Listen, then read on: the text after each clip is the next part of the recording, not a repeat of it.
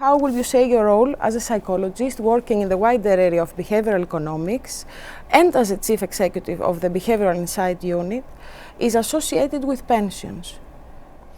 Sure. So before there was the Behavioral Insight team in 2010, there was I also worked for 6 years for Tony Blair in the Prime Minister's Strategy Unit.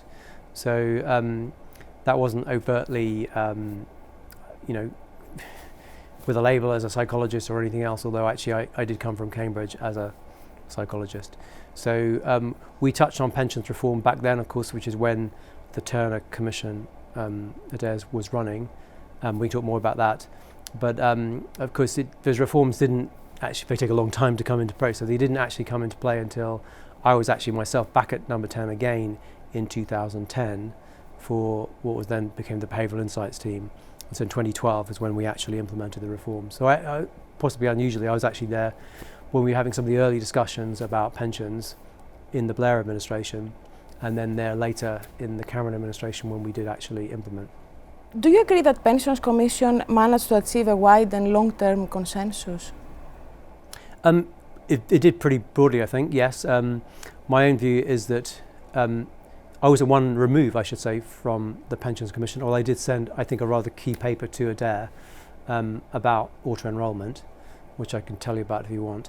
I personally think it was a good model of public consultation. In fact, one of the reasons why I feel that in the 2010 administration, which, remember, as I said, was a different government completely, and the Prime Minister had serious reservations about auto-enrolment, one of the reasons why we were able to keep the reforms going and have them in place was because right from the beginning Adair had done a very, very good consultation, an unusually good and sophisticated consultation, I would say.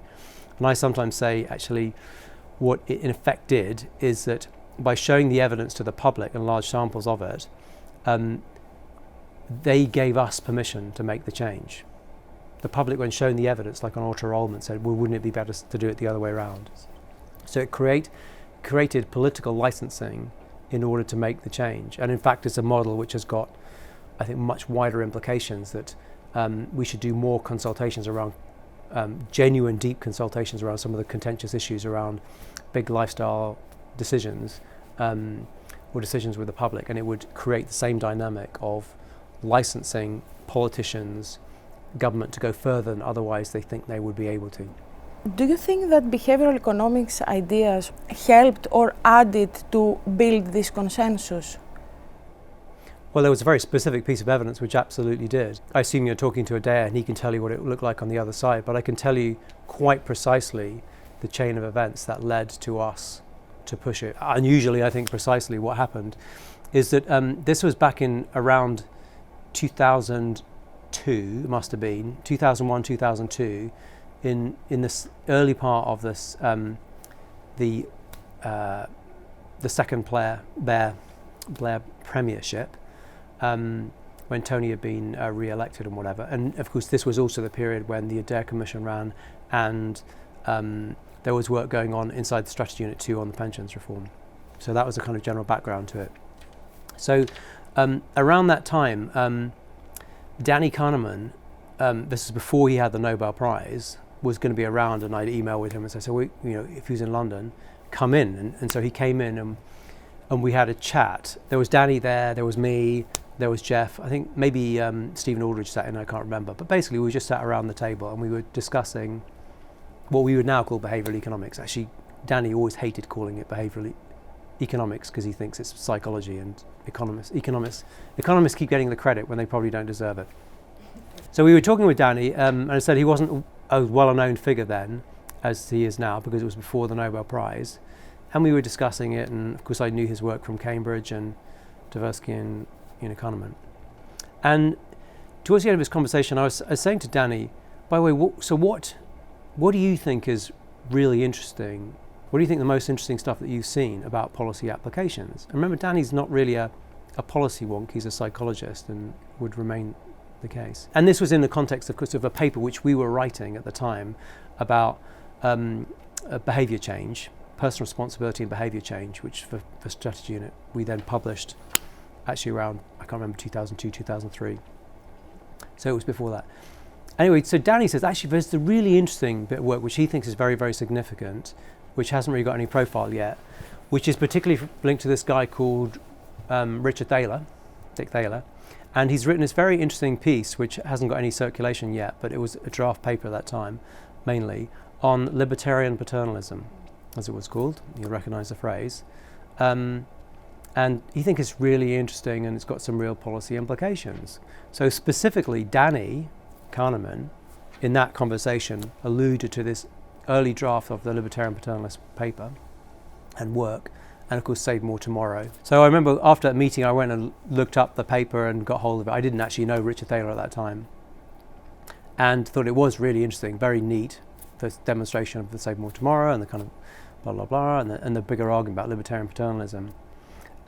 So a couple of things followed from it. We did of course lay out some of those ideas in the behaviour change paper, which was published at that time. There's a whole backstory to how that played out, which wasn't all pretty. But I remember specifically thinking, it's obviously got such direct implications for the Turner Commission. I remember taking a copy of the paper and I literally stuffed it in an envelope and scribbled a note on top of it for Adair and said, Adair, I think this might be the most important paper that you'll read on pensions reform in the whole Commission. So I scribbled this note, I think on number 10 paper, if I remember right, stuffed it in the envelope and stuck it in the post to Adair. So I didn't then talk to him about it in a lot more detail, and he may well also have picked it up from other sources, but that was the point at which, certainly within central government, when I and others were first aware of this work and sent it to Adair, and of course, as it were, the rest is history. But maybe he was sent it from 5 other people. I doubt it, because it was quite obscure at that time. Would you describe the introduction of automatic enrolment in the UK as a behavioural economics success story? Yes, for sure. I mean, in many ways, it's the most successful. It's not only the UK, of course, 401k in a limited scale we're doing in the US. Yeah. Actually, people tend to forget, but New Zealand did a pretty similar version a couple of years before, which we looked at with interest because you could see, they underpredicted, it was so effective, they underpredicted the effect sizes. So yes, I think it's clearly one of the biggest successes, not only in the numbers of people, which again, you'll know we just passed 10 million people in the estimate for extra savers, but the relative effect size. So even, in fact, when we first work was being done on it, we didn't know as well as I think we later did about the effect size. So particularly Raj Chetty's work, looking at the impact and the effectiveness of a tax subsidy. So that's why it's not only is it very effective, in fact so effective that one of the arguments we were having after the 2010 administration is the department underestimating how effective it would be, but also that if you take Raj's estimate from Denmark, if a tax subsidy gives you for every pound only a penny of extra saving concentrated in 15% of the population, and we are literally spending tens of billions a year still on it, it's so expensive for so little return, versus changing the default gets us this 10 million. I mean, it's just astonishingly better, and it has become the poster boy within behavioural economics, or behavioural science in general, of a policy application. Because it's not just that it's effective alongside a pretty precise estimate of the extraordinary ineffectiveness of the previous mechanism. So it's like a beautiful test of conventional economics meets behavioural economics, and it wipes the floor, one with the other. So that's why it has this additional, I think, power in the literature and amongst behavioural science today. It stands very powerfully against conventional economics as a comparison. It's now been replicated in multiple locations. It's an incredibly powerful. Even if you're doing for the last 10 years, certainly the last, a presentation on behavioural science applied to policy, it's been the one that is one of the most obvious examples you would start with, right? Because it's all there, it's got it all. It's no longer the only example, by any means. I mean, the Behavioural Insight team alone, we have run, I don't even know anymore, I've lost track, more than 500 trials I think we've initiated in many, many areas, as well as intervened on a lot of different policy areas. BIT alone, let alone other BI teams as they've grown across the world. I mean, we worked in more than 30 countries last year on issues ranging from, of course, tax, a classic one, many places, education, environment, corruption, improved governance, reducing crime, stopping a war, market design, consumer behavior. So there are now a very, very large number of examples, some of which are comparable in scale to the original pensions example. So in addition to the evidence brought by behavioral economics, do you think that there should be specific institutional features? Let's take the example of UK. That should be there for allowing the implementation or the adoption of behavioral change in policy? Yeah, look, we built the Behavioral Insights team after 2010 deliberately in order to institutionalize and drive forward the use of behavioral science, not just as a one-off in pensions, but if it works in pensions, because basically a more nuanced account of human behavior takes you to different kinds of policy solutions, just as it did in pensions. By the way, in pensions, it's not just auto-enrollment, there are a number of other things, but anyway, then why not everything else? That was the question that was posed, if you like, by the creation of a team in Number 10 in 2010. We found it was highly effective. I think we learned a lot about how to spread and adopt that practice, and not only, many other policy areas since. Of course, it's spread into many other parts of the world.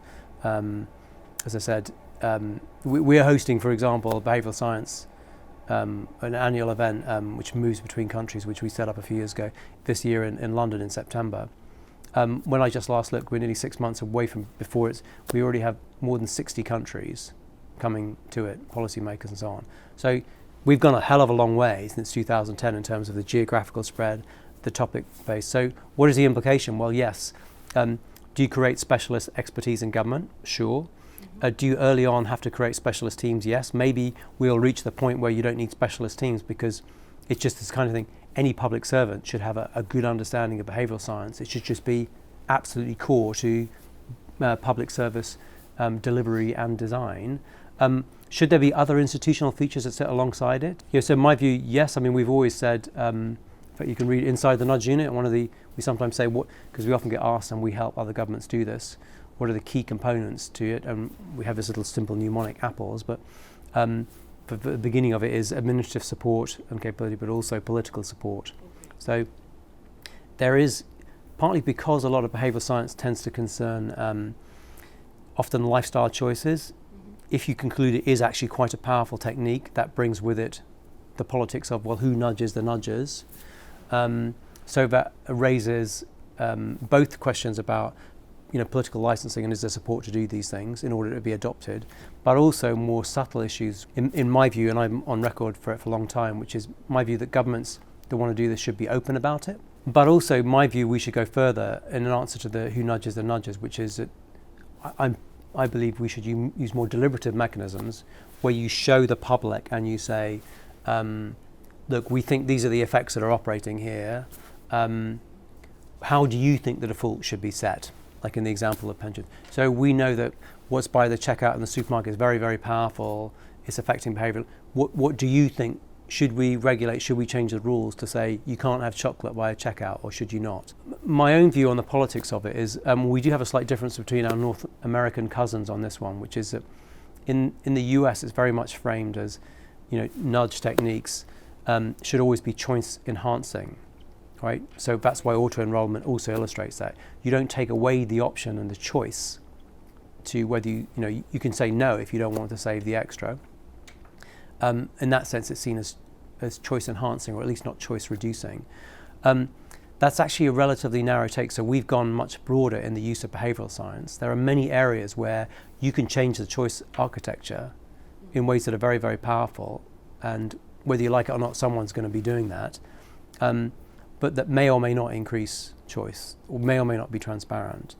And so to say it's choice enhancing isn't, in my view, an adequate response, because it is so widely used. It has so many applications to introduce a more nuanced account of human behaviour and work out what would be more effective in policy terms, that choice enhancing, where people often don't even see the choice, isn't enough. And so we should at least escalate it to say of our citizens, collectively, what do you choose? Collectively, how do you how would you like to shape the influences on your behavior and that of others in this world, be it from social media to all kinds of other policy areas you might want to think on, right? So that's not everyone's view, but it's certainly my view that you should buttress the use of these techniques with stronger public accountability of a certain kind. What approaches do you imagine using that people can choose who will nudge them and when? I mean, a key insight, remember, is that a lot of the choices and decisions which we are making thousands every day, most of which on a pretty automatic basis. That's the whole point about it. So we make the decision, but actually it's a kind of almost, if you like, our unconscious, our fast brain is making those decisions. So what would it mean? And to every time it's like, oh, wait a minute, here's a choice here. What do you want to decide? Like, oh my God, our lives would be unbearable, right? So whether we like it or not, are in the world of choice architecture. So the question is, what does that mean for citizens? I mean, a good current example is around evolving markets, social media, and digital behavior, where these techniques are being very widely used by market players, right, to capture your attention, to keep you scrolling, to get you to look as many adverts as possible, and so on. These look a lot like nudges, and often, by the way, they're using the same experimental approaches. Remember, one of the things that BIT has certainly brought into government and has helped spread across the world is a very strong form of empiricism, of testing, trialing, seeing what's more effective. Well, governments aren't the only ones doing this. It's being done elsewhere.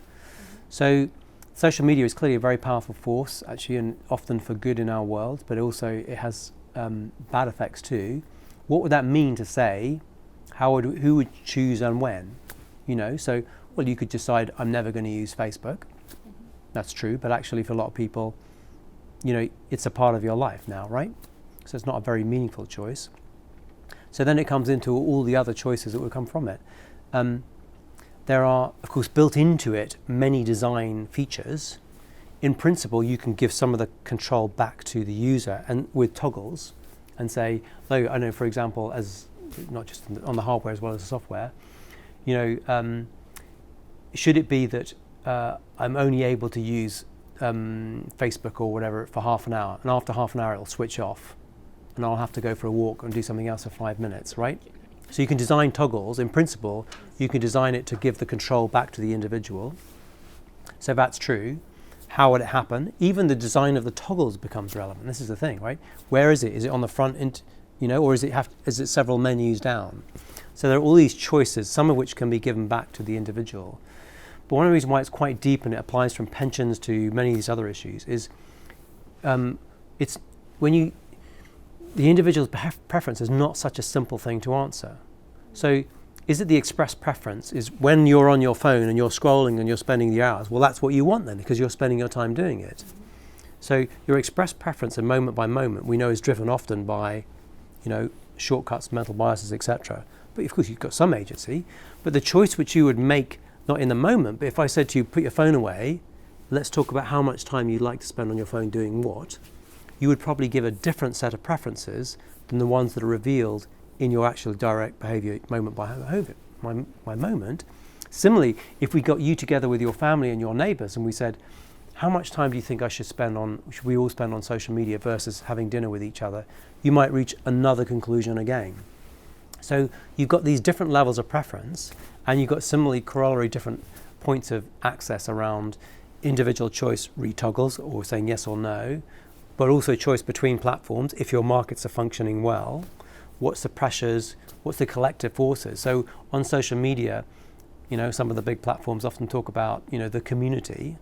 It's not obvious the sense in which the community gets to really collectively come together and say, hey, this is what we'd like the social media platform to do, and have the limits on it, including self-limits of various kinds.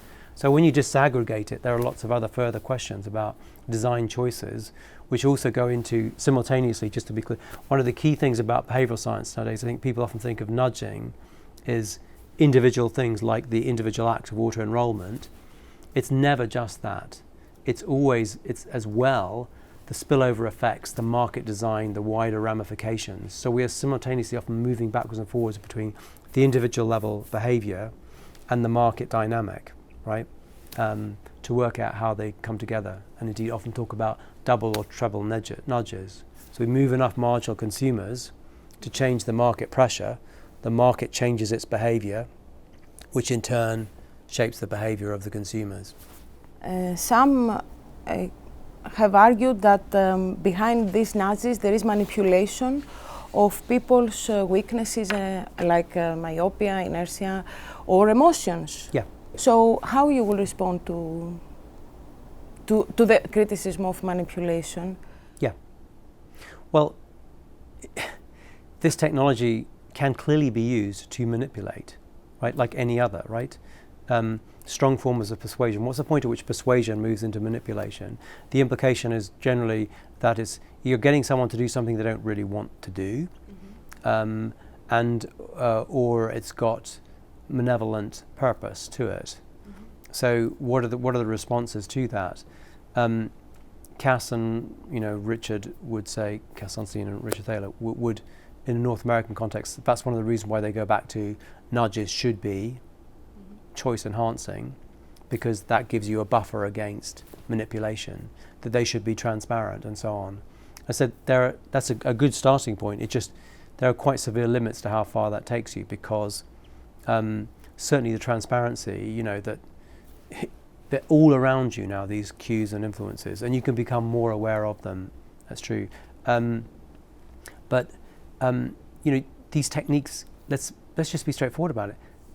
They can, like any other form of knowledge, they can be used for good or for bad. So the gambling industry is rich with incredibly sophisticated and often relatively overt use of behavioral science. You go to a Vegas casino, it is, in some sense a masterpiece of behavioral science. Remove cues of daylight, make sure you're in a big room, so wherever you are, you hear someone winning, so it changes your estimates.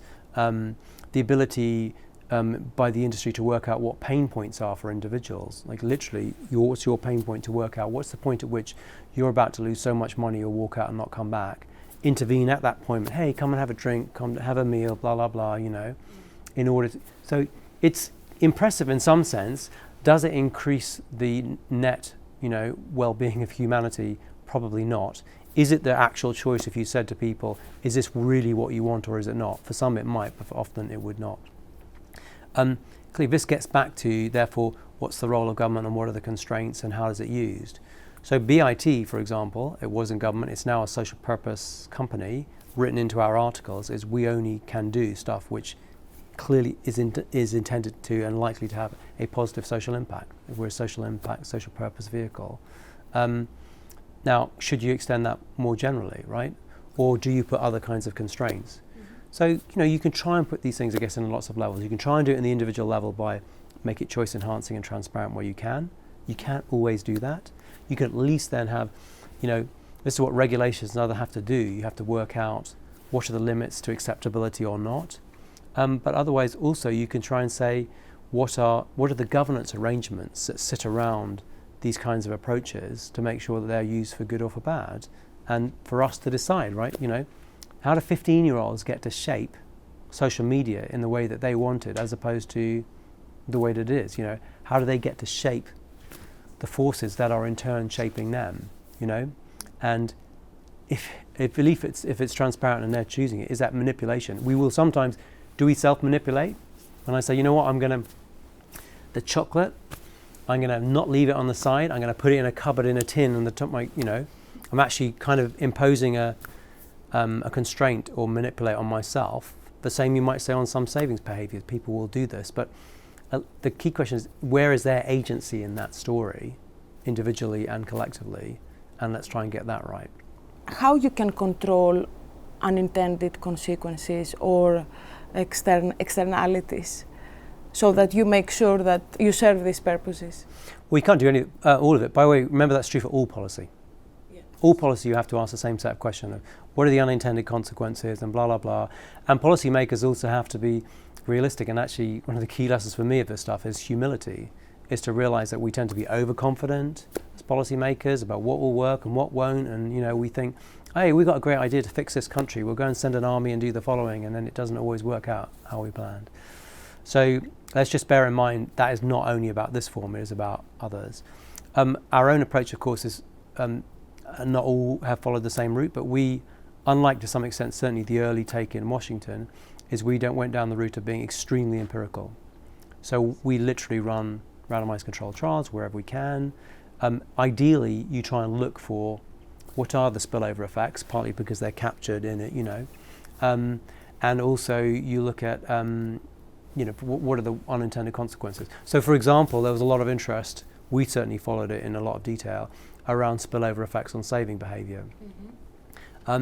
If the auto-enrollment was leading someone to put money into a pension, where at the same time they're borrowing money from Wonga and paying 1,000%, that's not a good outcome, right? We haven't improved their utility. So it matters as to what it's leading to in displacement. Similarly, as I said, it's not only about individual behavior. If you're interested in behavior, you have to also understand the overall equilibrium effects. So, you're looking at those effects. I mean, an example on pensions would be, we intervened and did work on the pensions passport, a trial where you may remember firms were required to send people at the point of maturity when they could buy an annuity, information about their pension. And they would send these so-called wake-up packs, which no one ever seemed to read. So almost no one was switching. So we designed an intervention, which was a randomized controlled trial, where if we add onto the front of this pack a one-side summary of the pension, would more people then click through and find out information about alternatives? It increased it by more than tenfold. That sounds good. On the other hand, it's like tenfold.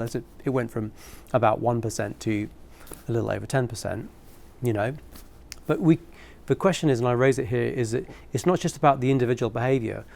One of the key things about when you start to get to 10% plus, it means that the company now has to also think, boy, we might actually lose some market share. So it can put pressure on the companies to change their behavior and offer better products, and it can change the market equilibrium.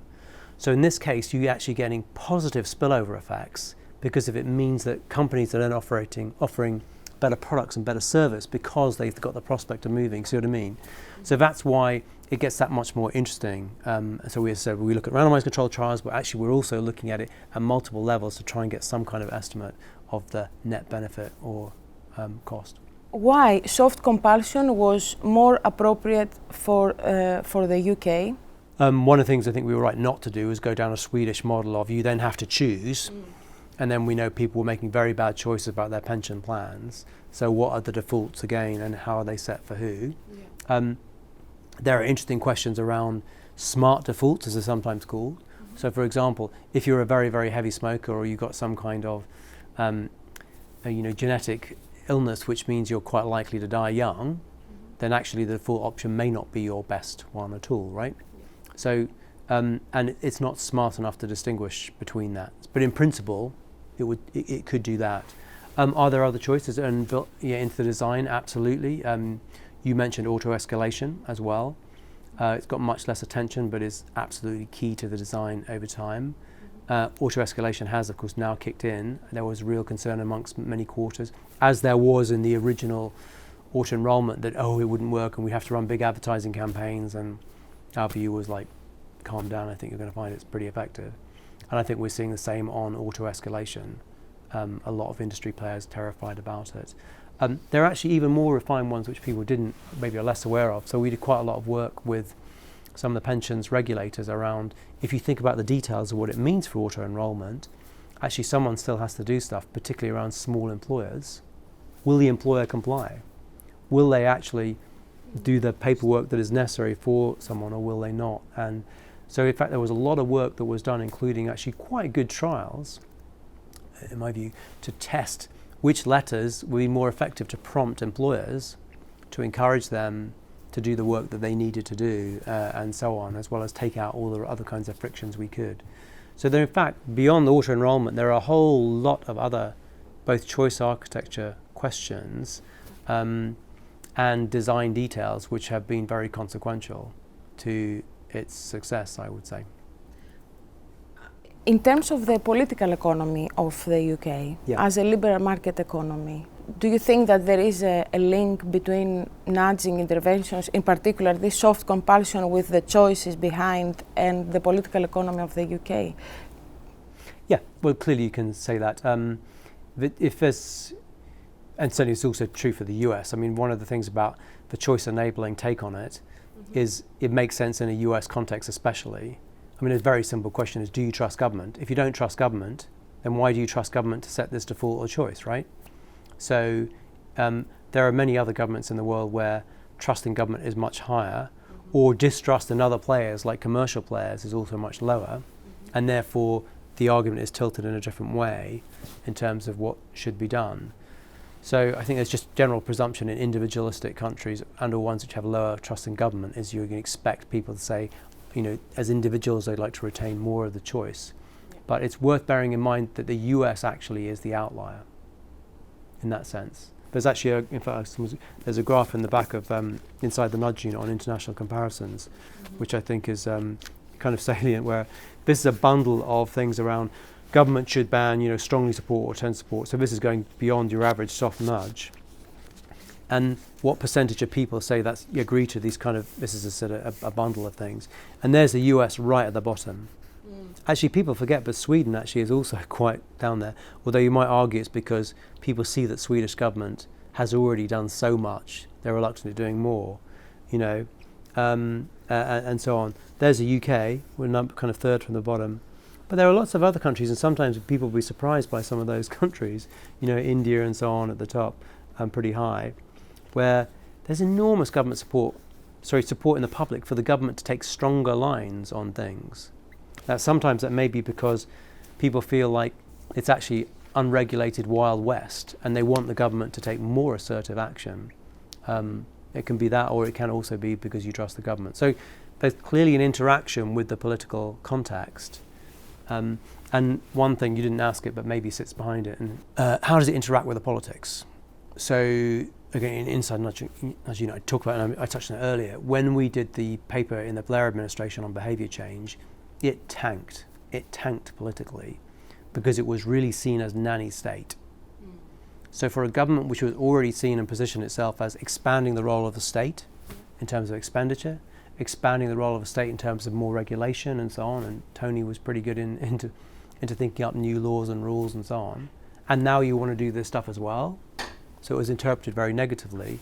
So it's interesting that it was Cameron and the centre-right administration which really embraced this technique. But again, it's situated kind of politically in the context of a government which has got no money, is trying to reduce expenditure, got a structural deficit of 8%, and it is generally deregulatory in its dynamic. So it's looking at an alternative to regulation, right?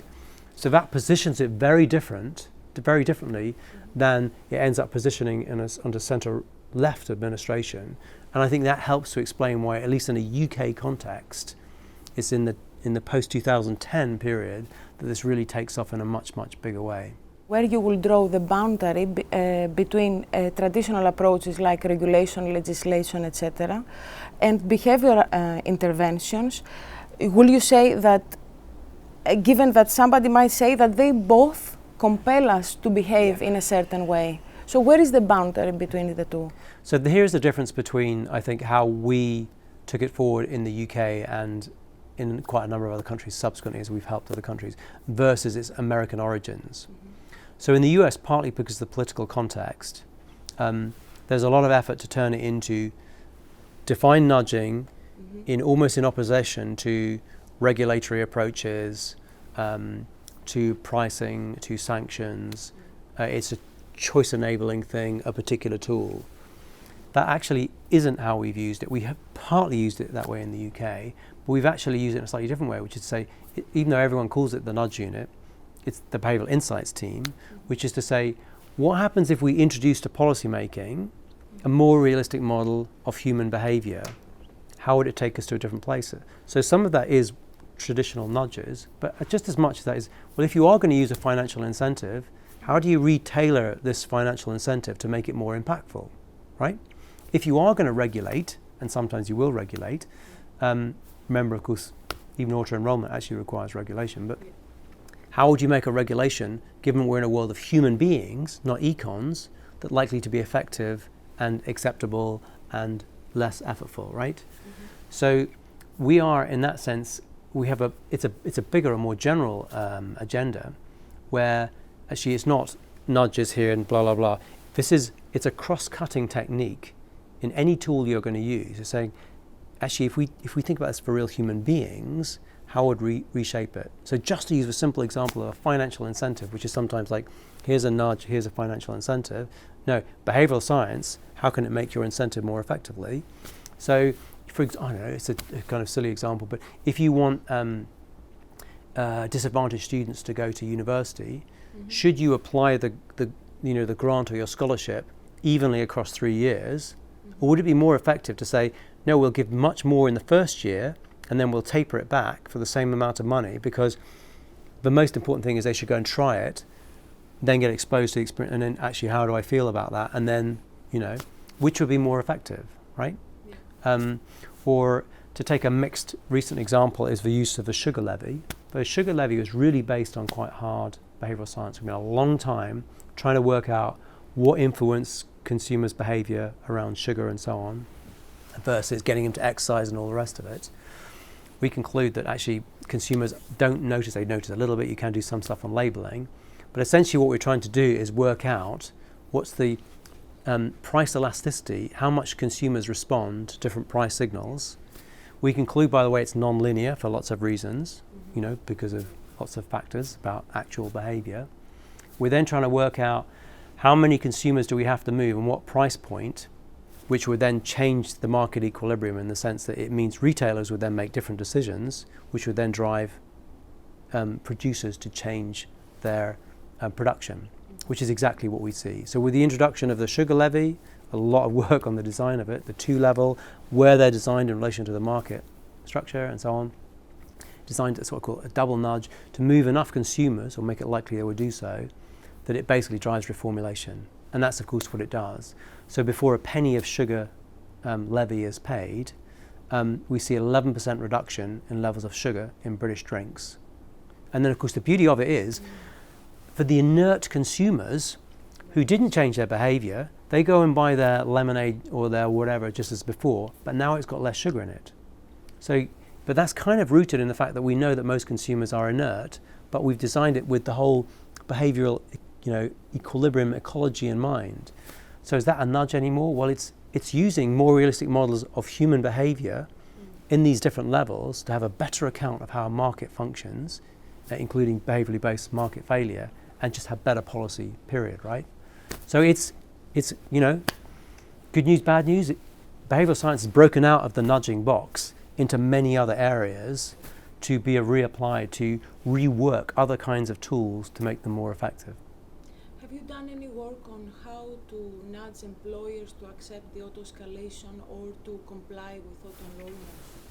Yes, and we published some of that. I won't give you, but as I mentioned earlier, so a lot of detailed work was done on the whole script. I mean, if you think about what happens, particularly with small employers, they have to prepare, they had to do a whole number of things before.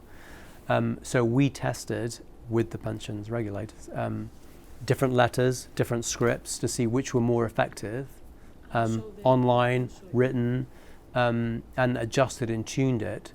So breaking it down, for example, into small steps, doing it in advance in certain kinds of ways to make it easier to lower the frictions, but also to nudge, encourage as many as we could to get them on the right track. And then, of course, use feedback loop around that as well. So yes, absolutely, it was done that, and that's actually in the public domain. This is one of the things about, I think people think about the individual behaviour which we're nudging, whereas a lot of contemporary, if you like, cutting-edge behavioural science, certainly inside government, it's, of course, you're interested in the individual behaviour, but the individual is not the only player. There are many others. I mean, Cass has used the phrase about when you nudge often, there are lots of market players who will nudge back, often quite assertively. So you're trying to understand their behaviour, their incentives, what's driving it, and of course that's an absolutely key thing. I mean, a recent example on companies overtly would be the gender pay gap. So gender pay gap was regulations required to publish certain of this stuff, but it's both because that's intended to have an effect, but even how do you get companies to publish? There were very, very few sanctions on any company which didn't publish. So we used a deliberate series of kind of nudges, encouragements, including publication, highlighting when it's happening, how many firms have already signed up, and so on and so on. And probably against expectation, you know, it was an overwhelming success in terms of the publication rate of firms complying, you know, with publishing the gender pay gap. Would you like to add anything else? It's one thing I realise you're going to look at what's the history of it, but it's equally interesting to say, well, what next? Yeah. You didn't really ask. So, of course, auto-escalation kicks in and so on. Okay. You know, and then particularly given the incredibly long lag, you think about you going from 2001, 2002, it's a decade before it comes in, let alone, you know, that's quite a long cycle. So one of the questions is how can you accelerate it? And in relation to fintech and financial behaviour, there are many other further questions. And one of the things people ask is, well, what's the next auto-enrolment? What's the next thing that would really make a difference? Of course, you can ask that more generally, but you can also ask it more specifically. We haven't got time to go into lots of examples. Obviously, I think it's an important question to ask. But one high on the list will be around rainy day savings. So rainy day savings, we think, is a really important issue. We think that there's some very interesting work in contemporary behavioural science around the tunnelling effects that happen, the negative effects, cognitive effects, as well as economic risks that are associated with being cycling in low-level debt. So there's at least 8 million people in Britain cycling in low-level debt. It not only exposes them to higher levels of risk for economic shock. You know, if your car breaks down, then are you at risk of not being able to drive to work and you lose your job? So it compounds shocks, right? Yeah. And those themselves, of course, are bad for the economy as well as for the individuals. But it's also the more subtle effects that appear to occur. So people in, I don't know how much behavioural science you follow yourself, it's popularised in the book Scarcity, but from Eldar Shafir's work and so on. But the people in debt seem to make, if you like, bad decisions. Your mind is preoccupied with other things. You just try and solve the immediate problem. In fact, some of that evidence has been lying around a long time. Probably when Nick Pearce was around or in government before, there was interest and help to explain or drive the interest in baby bonds, which was that the evidence in longitudinal data that when people had even small amounts of saving in the household, the teenagers, for example, seemed to make better choices in schools. So there's now lots of other evidence around that. So if that's true, then it raises the question of, well, how could we help lift 8 million people out of cycling and low-level debt into low level of saving? How would the world be different for them individually, as well as the positive spillover effects of having generally most people having £1,000, you know, albeit moving up and down of rainy day savings? So that looks behaviourally a very promising thing to look at. It then raises the question of how does that sit alongside auto-enrolment? So for us, again, somebody who's in low-level debt, why are they saving for a pension? Why wouldn't they get themselves out of the low-level debt? So how will they integrate together? Can you use some of the same techniques? So sometimes what's called sidecar savings. Should it be that actually the early savings go into a rainy day savings fund, which people have got much more fluid access into, rather than just a pension fund? And then when you reach that level, does it go into, that would be an example. Or indeed, how can you stimulate the fintech market? It's not just the individual behaviour, you have to say, how do you move the market players? And what would it take in relation to that? And what do good products look like? So for example, I mean, we are doing work with what was the Money Advice Service and now as a single guidance body on a lot of issues with financial behaviour. But one of them is definitely this around trying to encourage, first through lab work to see what's more effective, but also then to translate it into a market. So a simple example would be, we know from work going way back, is that people will often voluntarily, and paradoxically from a classical economic point of view, take constraints that would access, you know, they put some money into an account which they can't easily get back out. Like, well, why would you do that? And even with the same interest rate, people will voluntarily, because we're self-nudging, we're aware of it, right? Well, what would more sophisticated versions of that look like? So an example would be, you put money into a savings product, well, how do you make it more salient what you're saving for? Wonderful work in India from Dilip Soman on saving. You might know about when you give wages back, if instead of giving it in one envelope, you give it in 2 envelopes, you're much more likely to save, much more likely. If one of the envelopes got a picture of your kids on it, even more effective. Your kid's picture, which you have to tear through, even more effective, you know. Well, fine, that works in India. Well, why can't you do that in fintech? So we're doing some work with some providers around why don't you have people able to put money into an account and they can choose what it's for and they can put a picture on it and a purpose, and if they want to break out of it, fine, then what's the right friction? Do you have to kind of click an electronic set of scissors which would tear up the picture of your kids in order to get the money back out? Or do you do it with a social commitment device where you'd say, you can have this money back anytime you like, but it works with two things. One is there's a, take your pick, you set it for yourself even if you want, 3-day, a 1-week delay, and a text message has to go to someone who you choose. So a text message might go to your mum, where it says like, oh, and then she can call you up and say, whoa, you're taking out £500 from your saving. Is everything okay? So you see what I mean? It is possible to design products and services, and one of the interesting questions is, why doesn't the market deliver that? In which case, what do we have to do to nudge the market, right, or wider policy, to deliver better products and services?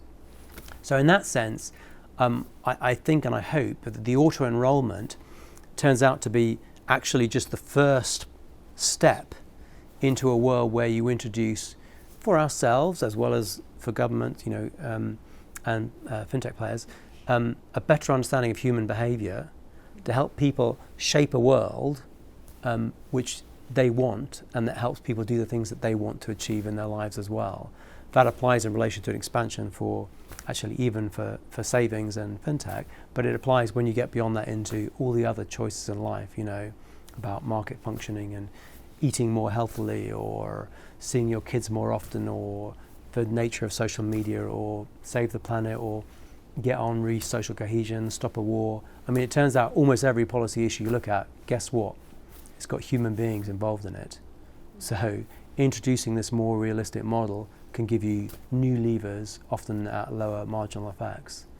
So I think, auto-enrollment has got this kind of key place in the history books as an early thing, but actually what's really interesting is to look forward and say, where does that take us, and what's the possibility? I honestly think, that's a concluding comment, say, I think and I hope that our kids and our grandchildren will look back and just say, well, how the hell did you used to do it? You used to do policy based on these weird models of human behavior, which you knew were wrong even at the time, number one. And then number two, you just would make policy up, by the way, because you were overconfident human beings, particularly at senior level. Why the hell did you do that? Why weren't you running tests and trials and all the time? The new Green Book, if you read it, is don't just do an evaluation at the end. Basically, it says, no, what you should do, any policy area, is try multiple variations, empirically test them, see which works best, and then do it again and again and again and again. So my own view is that the legacy, I hope, of behavioural science will be, it's much broader than, certainly more broader than nudges, because it's introducing this thinking more generally, and it's also brought in its wake, maybe ultimately even more important, is it's dragged into policy a kind of humility, because of the complexity of human behaviour, and with it therefore an incredibly strong form of empiricism, right? And that's a game changer in its own right.